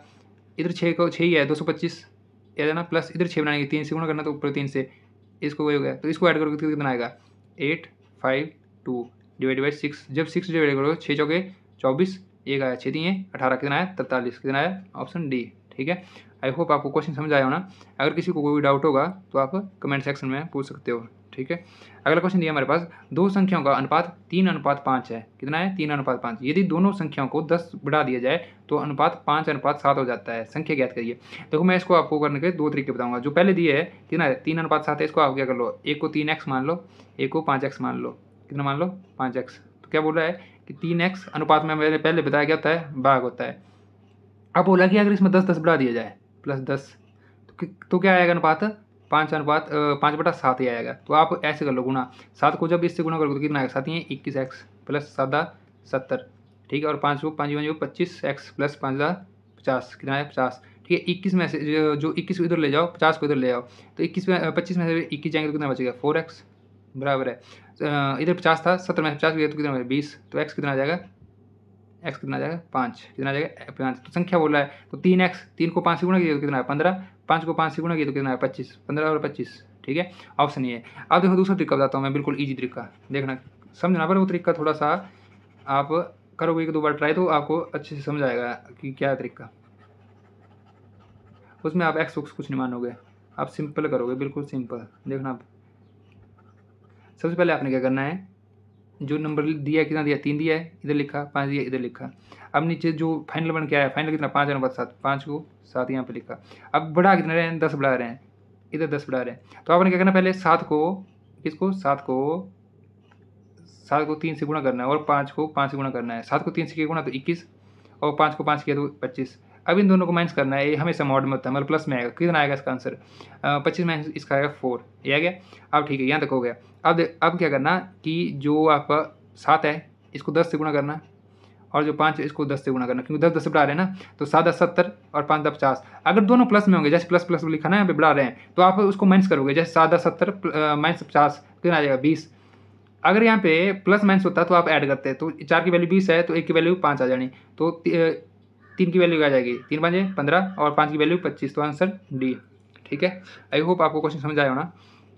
अगला क्वेश्चन हमारे पास जो ये दिया है, इनका क्या निकालना है, आपने क्या निकालना है मीन मतलब माध्य निकालना है। कैसे करना, सबको ऐड करो पहले 8 9 4 8 9 6 8 9 8 900 और 902, सबको ऐड किया कितना आया 8 10 16 20 0 2 कैरी 0 2 कैरी 9 9 18 18 9 27 27 2 29 2 कैरी 8 8 16 24 24 24 और 9 33 33 और 9 42 42 और 2 44, ये आएगा ना 8 8 16 24 24 और 9 33 33 और 9 42 42 2, ठीक है ये आया। अब कितने नंबर है टोटल 1 2 3 4 5, 5 से डिवाइड कर दो, 5 से डिवाइड किया तो कितना आया, 5 8 40, 8 और आगे बची 4, 5 ना 45, आगे बची 4, 5 8 40, 898 है। कितना आ गया, 898, ऑप्शन बी। ठीक है, आई होप आपको क्वेश्चन समझ आया ना। अगला क्वेश्चन है, एक वृत्त की परिधि कितनी होती है, 2 पाई आर। ये होती है, कितना दिया है, 22। 2 गुणा 22/7 गुणा आर बराबर है 22। 22 से 22 कट गया। ठीक है, तो आर कितना आ जाना, 7 ऊपर चल जाएगा और 2 नीचे आ जाएगा। ठीक है, आर ये आ गया। ए बोलते हैं इसके चतुर्थांश का मतलब होता है 1/4, ये निकालना है। अगर इसको आप पाई आर से गुणा कर दोगे, पाई आर स्क्वायर से गुणा कर दोगे तो इसका क्षेत्रफल आ जाएगा 1/2। पाई कितना है, ये आर कितना है, 7/2 गुणा, एक मिनट कितना है, गुणा, तो थोड़ा साइड में लिखता हूँ, 1 मिनट। क्या है, 1/4 गुणा 22/7 गुणा 7/2 गुणा 7/2। अब देखना, एक कट जाएगा 2 से 11 बार में, 7 से 1 बार में। अब एक ऊपर बचा 7, 11 7 कितना होता है, 70 बटा नीचे 4, 4 और 2 8, 70/8, ऑप्शन डी। ठीक है, sorry option C. I hope आपको क्वेश्चन समझाया ना। अगला क्वेश्चन है कि एक समांतर श्रेणी का एनवा, मतलब ए एन कितना दिया आपके पास, 2n+1। ये बोलता है इसके प्रथम 3 पदों का अगर n को आप 1 भर दोगे तो कितना आ जाएगा, प्रथम पद आएगा 2 × 1+1 कितना आ जाएगा, 2 × 2 + 1 कितना आया, 3 आया पहला। अगर आप n की जगह 2 भर दोगे तो क्या आ जाएगा, 2 × 2 + 1 ऐसे, 2 दूनी 4, 4 और 1 5 ऐसे। अब A3 करोगे आप तो कितना आ जाएगा, 2 × 3 + 1। ठीक है, 3 दूनी 6, 6 और 1 7। अब इनको सम कर दो, पहला ए है, दूसरा ये है, तीसरा ये है, 3 5 और 3 8, 8 और 7 15, ऑप्शन बी। ठीक है, आई होप आपको क्वेश्चन समझ आएगा ना। अगले क्वेश्चन की तरफ, ठीक है, बढ़ते अगले क्वेश्चन की तरफ। अगला क्वेश्चन है, द्विघात समीकरण कौन सी है, 2x² - x - 6 के मूल, मतलब क्या निकालना है, रूट्स। देखो रूट्स क्या करना, आपने जो आपका x दिया है यहाँ पे, इन चारों में से x की वैल्यू करके आप क्या आना चाहिए, 0 आना चाहिए। जिस पे 0 आ गया आपका आंसर वही है। जैसे मैं पहले -2 करूँ x की वैल्यू, तो क्या जाना, 2 × -2x² - 2 + 6। ठीक है, तो क्या जाना, ये तो प्लस हो जाना, -× -+ 4 आ जाएगा, 4 दूनी कितना हो जाएगा 8, -× प्लस हो गया और +6 था तो ये कितना बन गया, 8 और 2 10 और 16, 16 बराबर 0 थोड़ी नहीं है, तो ये आंसर नहीं होगा, ऑप्शन ए गलत है। ठीक है, अगला देखते हैं। अगला ऑप्शन है 2 और -3/2। देखो आपको पता है कि -2 तो होना नहीं, इसका -2 नहीं होना, तो इसका जो -2 वाले ऑप्शन है इसको काट दो, तो ऑप्शन सी भी नहीं होना। अब देखते हैं 2 वाला देखते हैं, तो देखो इस दोनों में 2 है, तो मतलब ये तो होना है। तो आप इसको चेक करो कि -3/2 होगा कि 3/2 होगा। तो आप पहले माइनस वाला देख लो, 2 × -3/2 का स्क्वायर -3/2 का स्क्वायर प्लस -6। ठीक है, तो क्या है, अब 2 करना, गुणा हो जाना है, 3 3 9 बटा 2 दूनी 4 माइनस प्लस हो जाना है 3/2 -6, तो एक कट जाना 2 से, कट जाएगा ना, तो यहाँ पे कितना आएगा, 9/2 + 3/2 -6, क्या हो जाएगा, -6। अब देखो एलसीएम 2 आ गया, इसका 2 आ गया, ऊपर 9 था प्लस 3 था, -6 दूनी 12 हो जाना, 9 और 3 12, -12 मतलब ऑप्शन बी सही है इसका। ठीक है, आई होप आपको क्वेश्चन समझ आया ना। Now move to next question. अगला क्वेश्चन है, सबसे छोटे, पहले बोला ना पूर्ण वर्ग, क्या बोला, पूर्ण वर्ग देखो इसमें से कौन कौन से पहले, ये तो 90 तो है नहीं वर्ग, ये है 30 का, और ये किसका है, ये है किसी का वर्ग, होता है किसी का वर्ग, ये भी नहीं होता। और ये किसी का है किसी का, बताओ है किसी का, कमेंट सेक्शन में बताओ कि है किसी का कि नहीं, ये भी नहीं है। ठीक है, क्यों नहीं है, अगर यहाँ पे मान लो 1 2 3 4, अगर ये होती तब हो जाना था यहाँ पे, ठीक, किसका, तब होना है 300 का। तो एक ही रहा आपका पास परफेक्ट स्क्वायर 900, तो ऑप्शन क्या आ जाएगा इसका, ऑप्शन ए। लेकिन हम दूसरे तरीके से करते हैं, जब कभी आपके पास ऐसा क्वेश्चन आए कि वह सबसे छोटी, जो सबसे छोटी बोलोगा तो जो नंबर बोल रहा है कौन कौन से, जैसे यहाँ पे कौन कौन से दिए, 6 9 और 15, इसका कहना हमने एलसीएम लेना है। 3 से किया 3 दूनी 6, 3 3 9, 3 5 15, 2 से किया एक बार में 1 3 5, 3 से होना 1 1 5, ठीक, 5 से। अब इसको मल्टीप्लाई कर लो, 5 3 15, 15 दूना 30, 30 3 90, 90। अब 90 में 90 के कर लो, यहाँ पे के में कौन सा फैक्टर करना है, आपने मल्टीप्लाई किया ऊपर फैक्टर स्क्वायर बन जाए, जैसे 90 900 था ना यहाँ पे, अगर 90 को आप 10 से गुणा कर जाओगे तो आप कितना 900 हो जाना, तो ऑप्शन इसका ए होगा। ठीक है, आई होप आपको क्वेश्चन समझ आया होना। अगला क्वेश्चन है हमारा, क्या है कि एक वर्ग की भुजा की लंबाई कितनी होगी जिसका क्षेत्रफल, देखो क्षेत्रफल, वर्ग का क्षेत्रफल क्या होता है, भुजा गुणा भुजा, मतलब ए स्क्वायर कितना है 44 तो एक कितना आ जाना ये आ जाएगा, कितना होता है 21 होता है। अगर नहीं ऐसा तो ऐसे कर लो आप साइड में 441, देखो 4 4 8, अभी मैंने 3 का रूल बढ़ाया आपको, 4 4 8 रहेगा 9, मतलब 3 से चल जाएगा, 3 से जाएगा, 3 एकम 3, 3 चौके 12, 3 7 21, ठीक है। अब 7 से 4 कितना हो गया 11, 11 और 12, 3 से चल जाएगा फिर से, 3 चौके 12, 3 ना 27, अब 7 से चल जाएगा, 7 से 7, अब दो को फैक्टर बनने चाहिए, तो यहाँ से 3 आ जाएगा, यहाँ से 7 आ जाएगा, दोनों को मल्टीप्लाई किया तो 21 आ जाना इसका, ठीक है। आई होप आपको क्वेश्चन समझ आया ना। अगला क्वेश्चन हमारे पास, निम्न में से कौन सा संख्या कौन सी पूर्ण वर्ग संख्या है। देखो इसको करने का तरीका बताता हूँ।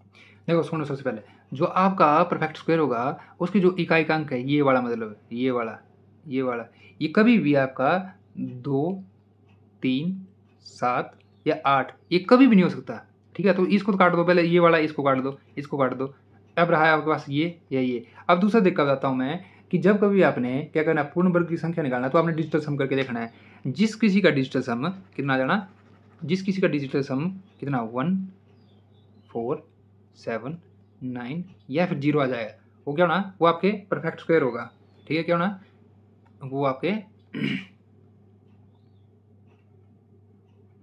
परफेक्ट स्क्वायर होंगे। जैसे इसका डिजिटल सम करोगे आप क्या देना, 2 2 4, 4 2 6, देखो यहाँ पे 6 दिख रहा है, नहीं दिख रहा तो ये भी कट हो गया। अब इसको देखना, 2 3 9 3 12, 12 और 6 18, 18 को किया तो 1 + 8 कितना आया 9, 9 आया, तो मैंने बोला ना 9 है जिसके बीच में, वो गया आपका परफेक्ट स्क्वायर है, तो आंसर डी होगा, ठीक है। आई होप आपको क्वेश्चन समझ आएगा ना।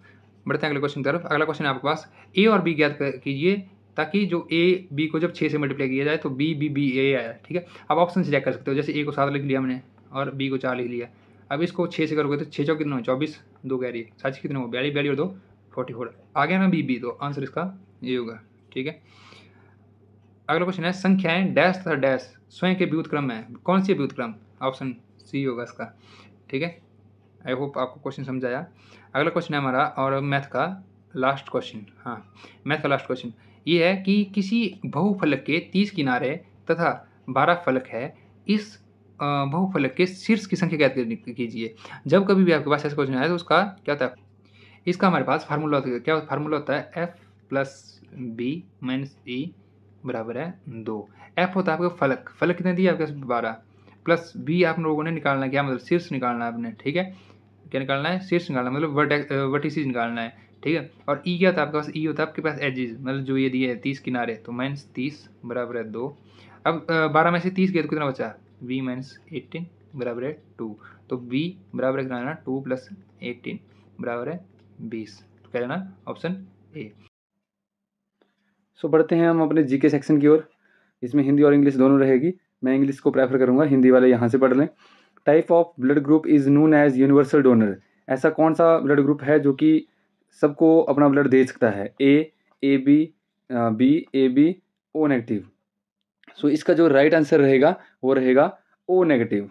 अच्छा, अब आपको याद करने की ट्रिक मैं इसमें बता देता हूँ। जैसे मान लो कहीं ब्लड की ज़रूरत है और कहीं कोई सामने से कोई व्यक्ति गुजर रहा है, तो हम उसको क्या बोलते हैं, ओ इधर आ। तो जब हम ओ बोलते हैं तो ओ चाहे वो कोई भी है वो ब्लड दे सकता है, मान लो, ठीक है। तो ऐसे ही याद रखना है आपने, इसको ओ नेगेटिव के नाम से याद रखना है इसको, ठीक है। और नेक्स्ट क्वेश्चन है हमारा, मैं थोड़ा सा इसमें और फैक्ट्स बता देता हूँ आपको। एक होता है यूनिवर्सल डोनर जो सबको दे सकता है, एक होता है यूनिवर्सल रेसिपिएंट जो सबसे ले सकता है, तो वो है ए बी पॉजिटिव, ये भी आपको आता है। एक क्वेश्चन इसमें से ये भी आता है कि ब्लड ग्रुप की जो खोज है वो किसने की थी, तो इसका आप लिखेंगे कार्ल लैंडस्टीनर, कार्ल लैंडस्टीनर, ठीक है। 3 क्वेश्चन आपके यहाँ से बन गए। नेक्स्ट हमारा क्वेश्चन है, which metal is responsible for itai disease, mercury, chromium, cadmium and निकल। इसका जो राइट आंसर रहेगा वो रहेगा कैडमियम। और इसका एक्चुअल में सिम्टम क्या होता है कि इसमें किडनी फेलियर, किडनी को लेके फेलियर, और साथ में सॉफ्टनिंग ऑफ बोन्स, मतलब बोन्स का मुड़ जाना, किसी की हड्डियाँ मुड़ जाती हैं जैसे, ठीक है, या सॉफ्ट हो जाती हैं बोन्स, जिसकी हड्डी जल्दी टूट जाती है, मतलब ये सिम्टम होते हैं उसके, ठीक है। और एक इसमें जैसे मरकरी बताया गया है, तो मरकरी की वजह से एक डिजीज़ होता है जिसका नाम है मीना माता, मीना माता, ठीक है। ध्यान में आपने इसको रखना है।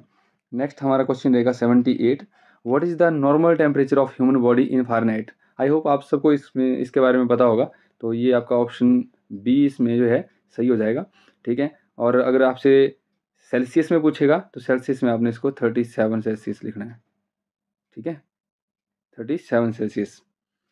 नेक्स्ट हमारा क्वेश्चन है, who discovered the theory of blood circulation, रुधिर परिसंचरण का सिद्धांत किसने विकसित किया। ये हमारे एनसीईआरटी के क्वेश्चन होते थे 7वीं 8वीं में, तो इसका जो राइट आंसर है वो रहेगा विलियम हार्वे, ठीक है। विलियम हार्वे ने इसके बारे में खोज की थी कि जो वो हमारा ब्लड है वो कैसे बॉडी के अंदर जो है ट्रांसपोर्टेशन उसकी होती है हार्ट से, जैसे ये हमारा हार्ट है यहाँ से लेके और एवरी टिश्यू जो भी ऊतक होते हैं बॉडी में, ठीक है, जो हमारी जैसे पिन पॉइंट्स होते हैं, जैसे उंगलियां हैं उनके आगे जो पॉइंट्स हैं और नीचे पाँव की उंगलियां हैं, ठीक है, लास्टली जहाँ तक ब्लड पहुँचता है वो कैसे पहुँचता है। और इसमें उसने ये भी बताया है कि जो ब्लड है वो अपने साथ ऑक्सीजन का जो है ट्रांसपोर्टेशन करता है, और जो हमारा वेस्ट होता है बॉडी में वेस्ट भी बनता है, जैसे जब एनर्जी बनती है तो उसके साथ कुछ चीज़ें वेस्ट बनती हैं, तो उनका वेस्ट को रिमूव भी करता है, ठीक है। तो ये उसने बताया था उसमें। और अगर इसके बारे में हम बात करें मैक्स प्लैंक, तो मैक्स प्लैंक वो व्यक्ति थे जिन्होंने, अगर आपने फोटोन थ्योरी पढ़ी होगी, जो पैकेट ऑफ एनर्जी जिसको क्वेंटा का नाम दिया गया था, वो नेम इन्होंने दिया था क्वेंटा, ठीक है। जिसको पता है वो नोट कर ले, जिसको नहीं पता है इसको लीव भी कर सकता है, ठीक है। अगर जॉन डाल्टन की बात करें तो इन्होंने एटॉमिक थ्योरी दी थी, एटॉमिक थ्योरी। और एटॉमिक थ्योरी में इन्होंने क्या बोला था कि कोई भी जो मैटर है वो किसी न किसी छोटे से छोटे इंडिविजुअल पार्टिकल्स से बना हुआ है, और उन पार्टिकल्स को हम एटम बोलते हैं। ये इनकी थ्योरी थी, ठीक है। और ये थ्योरी इन्होंने साइंस में आपने पढ़ी होगी ये थ्योरी, ठीक है। एक एंड्रियस वेसालियस, ये नाम भी शायद आपने नहीं पढ़ा होगा, पर जो ह्यूमन एटॉनमी है, ह्यूमन एटॉनमी का मतलब होता है कि ह्यूमन के बॉडी के बारे में जो चीज़ें हैं, ठीक है, एक बुक होती है, ठीक है, वो उसकी जो स्टडी है वो इन्होंने की थी। कौन सी? ह्यूमन एनाटॉमी है, सॉरी एनाटॉमी नाम है इसका, एनाटॉमी, एनाटॉमी स्टडीज़, ध्यान आपने रखना है इसको। नेक्स्ट हमारा क्वेश्चन रहेगा question number 80, ring is related to which sports. जो रिंग शब्द है वो किस खेल से संबंधित है, तो इसका डायरेक्ट आंसर होगा बॉक्सिंग, बॉक्सिंग की रिंग होती है, ठीक है। Where is Indrakila national park located, तो ये आपसे पूछ रहा है कि इंद्रकीला राष्ट्रीय उद्यान कहाँ स्थित है, कुल्लू, चंबा, कांगड़ा एंड मंडी। इनमें से जो राइट आंसर है वो रहेगा आपका कुल्लू। मैं आपको थोड़ा सा ब्रीफ इसमें बता देता हूँ कि हिमाचल प्रदेश में 5 नेशनल पार्क हैं, और उसमें पहला है इंद्रकीला, दूसरा आपका रहेगा खीर गंगा, खीर गंगा, ये भी आपका कुल्लू में ही रहेगा, ठीक है। और तीसरा आपका जो कुल्लू में है वो है ग्रेटर हिमालयन नेशनल पार्क, ठीक है, ये कुल्लू के हैं। उसके बाद हम बात करते हैं पिन वैली नेशनल पार्क की, पिन वैली नेशनल पार्क की, ये आपका लाहौल स्पीति में आएगा, ठीक है, लाहौल स्पीति में। और एक लास्ट आपका जो बचता है वो है आपका सिंबलबाड़ा, सिंबलबाड़ा, और ये आपका रहेगा सिरमौर में, ठीक है। तो ये आपको याद रखना है, ठीक है। सो नेक्स्ट आपका क्वेश्चन था इसमें, international famous fair of Chamba is, Chamba के अंतर्राष्ट्रीय स्तर का मेला कौन सा है इसमें से, सूही, सूही, होली, मिंजर फेयर, डल फेयर। पहली तो बात यह है कि चंबा के सिर्फ इसमें 2 मेले हैं, एक मिंजर और एक सूही। सूही जो मेला है वो सुनैना की याद में लगाया जाता है, रानी सुनैना जिन्होंने अपना जो सेक्रीफाइस किया था वहाँ पे जब पानी की कमी थी, ठीक है। और मिंजर जो मेला है ये आपका इंटरनेशनल लेवल का मेला है, तो इसका जो राइट आंसर रहेगा, राइट जो अप्रोच रहेगी वो रहेगा मिंजर फेयर, ये आपका राइट आंसर रहेगा। होली फेयर की बात करें तो ये फेमस है सुजानपुर का, और सुजानपुर आपका जो आता है ये आता है आपके हिमाचल के कांगड़ा में, ठीक है। और ये फिर महाराजा संसार चंद जी द्वारा स्टार्ट किया गया था। सुजानपुर का जो टाउन है उसकी एस्टेब्लिशमेंट राजा घमंड चंद ने की थी, राजा घमंड चंद, ठीक है, ये भी आपने याद रखना है, आपको क्वेश्चन आ सकता है। डल फेयर, डल फेयर आपका लगता है कांगड़ा में, कांगड़ा में जो धर्मशाला के साथ ऊपरली साइड में एक गाँव है जिसका नाम है टोटा रानी, टोटा रानी, और यहीं पे ये लेक है डल लेक, और वो हिमाचल में भी डल लेक है और जम्मू कश्मीर में भी डल लेक है। अगर हिमाचल में पूछेगा तो कांगड़ा है, इंडिया में पूछे तो बड़े स्तर पे कौन सी है, जम्मू कश्मीर में, ठीक है। सो बढ़ते हैं हम नेक्स्ट क्वेश्चन की ओर। आई होप आपको समझ आ रहे होंगे facts. Who gave the title of पहाड़ी गांधी टू बाबा कांसीराम। देखो बाबा कांसीराम को पहाड़ी गांधी की उपाधि किसने दी थी, ये क्वेश्चन इसमें बहुत बच्चे गलत करके आ जाते हैं। यहाँ पे 2 क्वेश्चन बनते हैं, एक क्वेश्चन बनता है कि पहाड़ी गांधी की उपाधि किसने दी थी, ठीक है, और एक क्वेश्चन बनता है कि बुलबुले पहाड़ की उपाधि किसने दी थी, ठीक है। तो जो पहाड़ी गांधी की उपाधि दी थी वो दी थी इनको जवाहरलाल नेहरू जी ने, JL नेहरू, और जो बुलबुले पहाड़ की उपाधि दी थी वो दी थी सरोजनी नायडू ने। आपने इसको ध्यान में रखना है, कंफ्यूज करने के लिए ही ये क्वेश्चन डाला गया था और दोनों ऑप्शन इसमें दिए गए थे। Which is the floating lake in Himachal Pradesh? Himachal Pradesh में तैरती हुई झील कौन सी है? Maharana Pratap lake, Dal lake, Parashar lake, Renuka lake. ये क्वेश्चन तो आई होप आप सबको पता होगा, सो इसको मैं नहीं बताऊंगा, ठीक है। आप इसका आंसर जो है कमेंट बॉक्स में मेरे को लिखेंगे। Which district of Himachal Pradesh is Pradesh in Suketi fossil park? इसकी जो इंग्लिश है वो भी थोड़ा अच्छे से नहीं इन्होंने फ्रेम की हुई है। इसमें ऐसे होना था कि in which district the Suketi fossil park is situated in Himachal Pradesh. थोड़ा बोर्ड के जो पेपर सेटर हैं वो भी कुछ ऐसे होते हैं, ठीक है। तो हमें तो चलो उससे क्या लेना है, यहाँ पे आप हम देखेंगे इसका जो राइट आंसर रहेगा वो रहेगा आपका सिरमौर। और सिरमौर में और कौन कौन सी चीज़ें हैं जो पेपर पॉइंट ऑफ व्यू से वेरी इंपॉर्टेंट है, थोड़ा सा हम देख लेंगे। जैसे आपकी महिमा लाइब्रेरी, और इसमें आप देखेंगे रेणुका लेक, और उसके बाद आप इसमें देखेंगे कि वहाँ का जो राजमहल, ठीक है, जो सिरमौर का फोर्ट है, ठीक है। तो इस प्रकार से कुछ चीज़ें जो आपके पेपर पॉइंट ऑफ व्यू से आपको पूछी जा सकती हैं। नेक्स्ट हमारा जो रहेगा वो रहेगा which place is called the industrial city of Himachal Pradesh. ये भी क्वेश्चन बड़ा इजी है। इसका जो आंसर है वो भी आप मेरे को कमेंट बॉक्स में बताएंगे, ठीक है। और जिसको नहीं पता लगेगा वो भी मेरे को कमेंट बॉक्स में लिख देना, मैं उसको जरूर आंसर बता दूंगा इसमें, ठीक है। सो नेक्स्ट हमारा जो क्वेश्चन है वो है which place is called the winter capital of Himachal Pradesh? Shimla, Dharamshala, Palampur, Reckong Peo. इसका जो राइट आंसर रहेगा वो आपका रहेगा धर्मशाला, ठीक है। सो बढ़ते हैं हम नेक्स्ट क्वेश्चन की ओर। बहुत ही इजी पेपर था आपका पिछली बार जो पेपर था, ठीक है, और इसी प्रकार का पेपर आपको इस बार भी रहने वाला है। अगर आप थोड़ी सी अच्छी तैयारी करके जाएंगे, पुराने जो मॉक्स हैं उनको लगा के जाएंगे, पुराने जो पेपर के प्रीवियस ईयर पेपर हैं उनमें से जो टॉपिक्स हैं हॉट टॉपिक की लिस्ट बनाओ, ठीक है, कि कहाँ कहाँ से क्वेश्चन आते हैं, उससे रिलेटिवली पढ़ो और आपका पेपर आराम से निकल जाएगा। The sun temple of Himachal Pradesh is situated in which place? देखो जैसे ये क्वेश्चन आपको आया हुआ है, यहाँ से आपने समझना है कि हिमाचल के जो टेम्पल्स हैं वहाँ से आपको पेपर में क्वेश्चन जरूर आएगा। तो आपने उस चीज़ को पेपर पॉइंट ऑफ व्यू से जरूरी समझ के उस चीज़ को क्या करना है, एक टॉपिक समझ के आपको उस पर वर्क करना है, ठीक है। तो इसका जो राइट आंसर रहेगा वो रहेगा नीरथ कहाँ पे आपका रामपुर से 19 किलोमीटर अवे, 19 किलोमीटर थोड़ा ऊपर रहेगा, ठीक है। सो आपने बिल्कुल ईजिली कामनेस के साथ पेपर को पढ़ना है और पेपर को पढ़ने के बाद उसका ईजिली कामनेस के साथ आंसर देना है, ठीक है। सो हमारा नेक्स्ट क्वेश्चन है हिमाचल प्रदेश स्कूल शिक्षा बोर्ड की स्थापना कब हुई? When was the Himachal Pradesh school शिक्षा बोर्ड वाज एस्टैब्लिश्ड? 1965, 1997, 85, 69। इसका जो राइट आंसर रहेगा वो रहेगा 69। ये तो बात हो गई, देखो यहाँ से आपसे एस्टैब्लिशमेंट से क्वेश्चन पूछा गया है। हिमाचल प्रदेश में जितने भी इंस्टीट्यूशन हैं, कॉरपोरेशन हैं, बोर्ड हैं, उनके अलग अलग टाइम पे क्या हुए थे, एस्टैब्लिशमेंट हुए थे। पिछली बार तो आपसे क्वेश्चन फ्रेम कर लिया उन्होंने कि HP बोर्ड के बारे में। अब आपसे कुछ और पूछेगा, जैसे मान लो अगर आपसे उसने पूछ दिया HPPSC, क्या पूछ दिया HPPSC, तो आप क्या जवाब देंगे उसके ऊपर, ठीक है। सो HPPSC का रहेगा आपका 8 अप्रैल 1971, 8 अप्रैल 1971। उसके बाद अगर मान लो आपसे हाई कोर्ट के बारे में पूछता है तो हाई कोर्ट की जो एस्टैब्लिशमेंट है वो हुई थी 25 जैन को 1971 को। और मैं अगर आपको बताऊं जैसे HPMC है, HPMC क्या है, हमारी एक कॉर्पोरेशन है, हॉर्टिकल्चर प्रोड्यूस मार्केटिंग कॉर्पोरेशन। जो लोग मेरा करंट अफेयर गिरिराज का रेगुलर फॉलो करते हैं उनको तो पता है, वहाँ मैंने ये सारी चीज़ें करवाई हैं, पर जिन्होंने नहीं किया है वो यहाँ पे भी देख लें और करंट अफेयर की वीडियोज़ भी ज़रूर देखें, ठीक है। सो HPMC का जो एस्टेब्लिशमेंट थी वो हुई थी 10 जून 1974। और क्या बचता है आपका HRTC की एस्टेब्लिशमेंट हुई थी 1958 में। पहले इसका जो नाम था वो था इसका मंडी कुल्लू ट्रांसपोर्ट। मैं यहाँ पे थोड़ा शॉर्ट लिखूंगा क्योंकि जो स्पेस है उसका थोड़ा सा इशू रहता है, ठीक है। और आप थोड़ा सा इसमें बाद में अपने नोट्स में इसको अच्छे से लिख लेना। और बाद में इसका जो नाम चेंज हुआ था 1974 में, तब इसका नाम जो है HRTC पड़ा था, हिमाचल रोड ट्रांसपोर्ट कॉर्पोरेशन, ठीक है।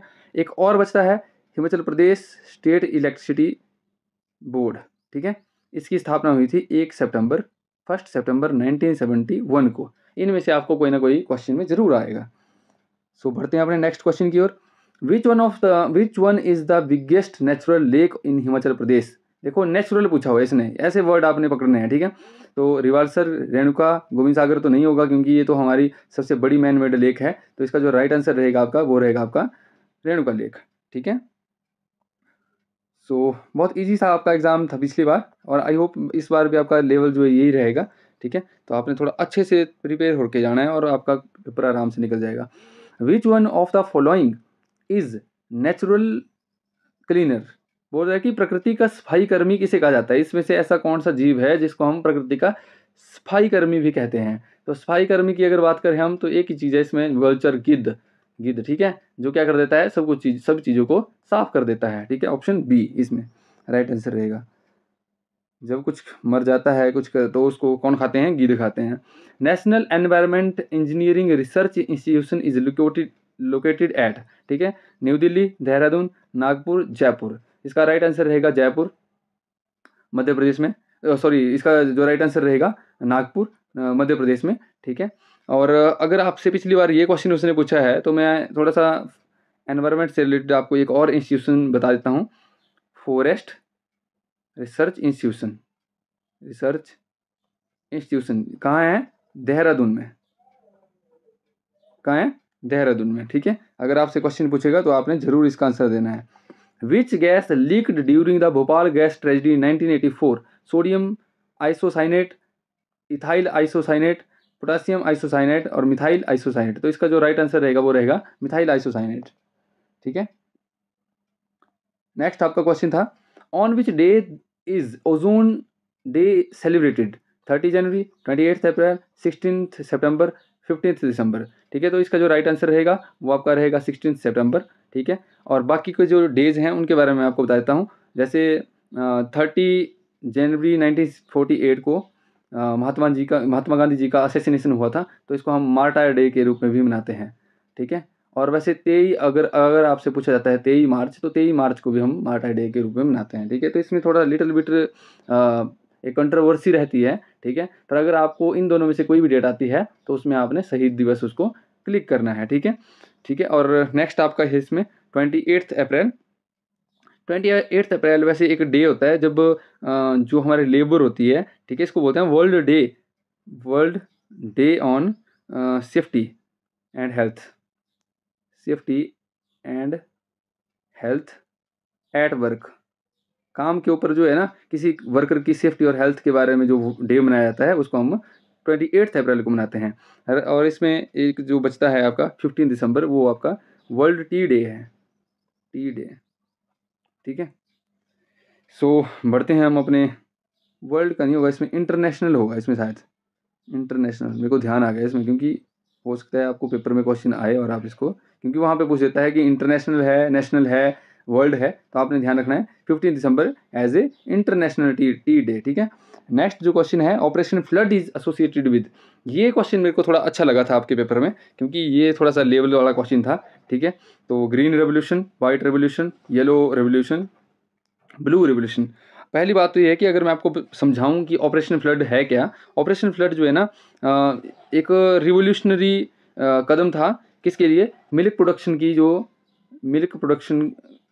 को इंडिया में बढ़ाने के लिए, ठीक है। तो ये आता है आपके वाइट रेवोल्यूशन के अंडर, ठीक है। और जो ये वाइट रेवोल्यूशन थी, ये डॉक्टर वर्गीस कुरियन के टाइम में हुई थी, ठीक है, वर्गीस कुरियन।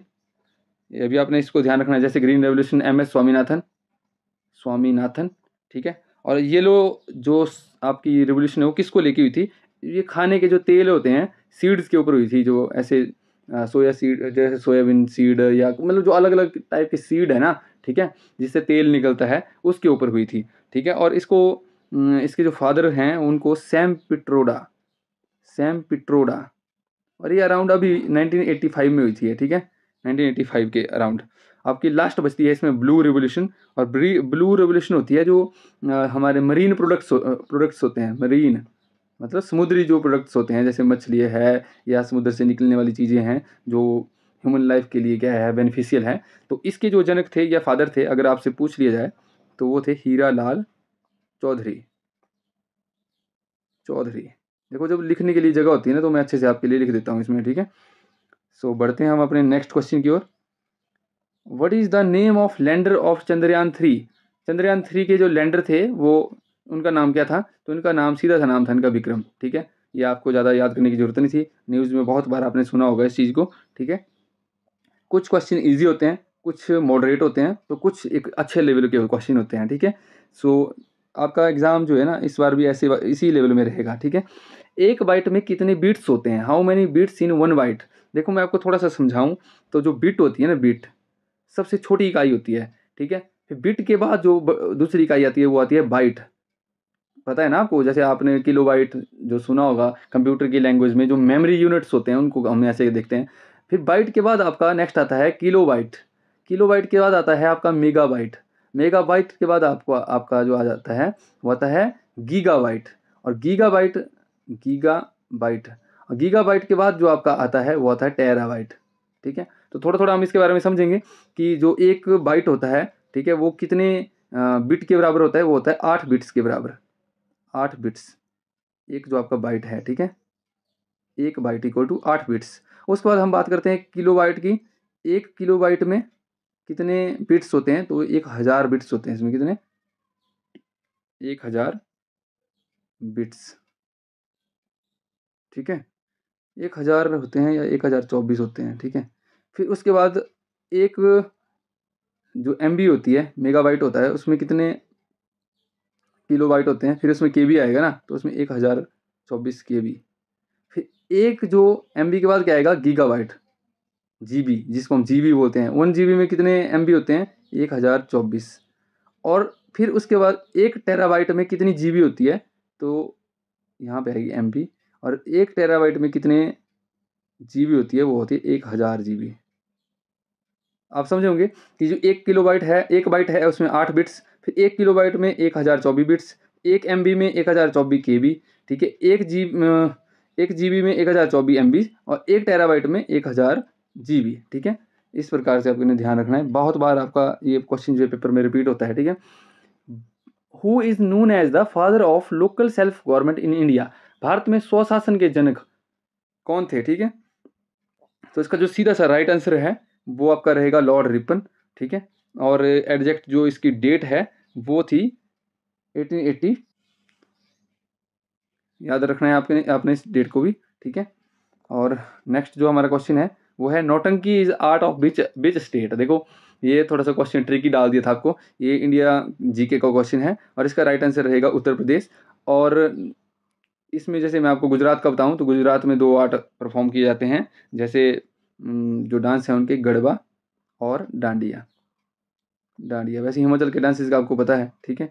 तो इस तरह हम बढ़ते हैं नेक्स्ट और लास्ट क्वेश्चन की ओर, लास्ट बट नॉट लिस्ट, ये इस पेपर का लास्ट है। आपको अगर आप इस वीडियो के ऊपर अच्छा रिस्पांस देते हैं तो आपको जल्द ही पिछले और एग्ज़ाम के जो प्रीवियस ईयर पेपर्स हैं इसके JUT के, वो अपलोड कर दिए जाएंगे सॉल्व करवा के, ठीक है।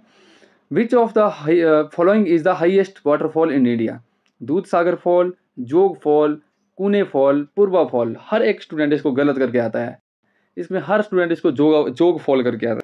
इसका जो राइट आंसर रहेगा वो रहेगा आपका दूध सागर फॉल, ठीक है। और दूध सागर फॉल, थोड़ा सा मैं आपको इसके बारे में क्लियर कराऊँ कि दूध सागर फॉल की जो हाइट है वो आपकी है 310 मीटर, 310 मीटर, और ये पड़ता है आपके गोवा में, ठीक है।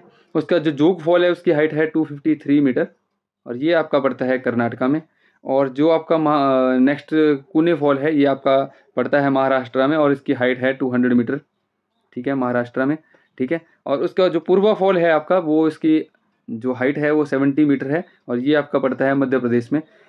फिर बात आती है कि इंडिया में हाईएस्ट वाटरफॉल कौन सा है, जो कि यहाँ पे नहीं दिया गया है। अगर आपसे बिल्कुल हाईएस्ट की बात करें तो वो उसका जो राइट आंसर रहेगा वो रहेगा कुंचिकल, और इसकी जो एक्चुअल हाइट है वो है 455 मीटर, और जो आपको कर्नाटका स्टेट में आपको देखने को मिलेगा, ठीक है। सो ये थे आपके आज के 100 क्वेश्चन। जिन्होंने अभी तक हमारे व्हाट्सएप और टेलीग्राम जो ग्रुप्स हैं उनको ज्वाइन नहीं किया है वो उनको ज्वाइन कर लें, ठीक है। वहाँ पे हमारा रेगुलर कंटेंट अपलोड होता है, जो भी वीडियो होती है उसके PDF अपलोड होते हैं, ठीक है। और साथ में जिन अभ्यर्थियों ने पुलिस का जो फिजिकल एफिशिएंसी टेस्ट है वो क्लियर किया है और अभी रिटन एग्ज़ाम देने जा रहे हैं, उनके लिए हमारे चैनल ने एक मॉक टेस्ट की सीरीज जो है रिलीज़ की है, ठीक है, मात्र 150 रुपये में, ठीक है। सो आप उसको अवेल कर सकते हो, ठीक है। आप अगर उसको लेना चाहते हैं तो आप इस नंबर पे मैसेज करेंगे 8988292028, ठीक है। और वहाँ पे संपर्क करके आपको वो मॉक टेस्ट की सीरीज़ मिल जाएगी। सो धन्यवाद। जय हिंद, जय हिमाचल। जब तक नेक्स्ट वीडियो नहीं आती है आप अपनी सेहत का ध्यान रखें, ठीक है।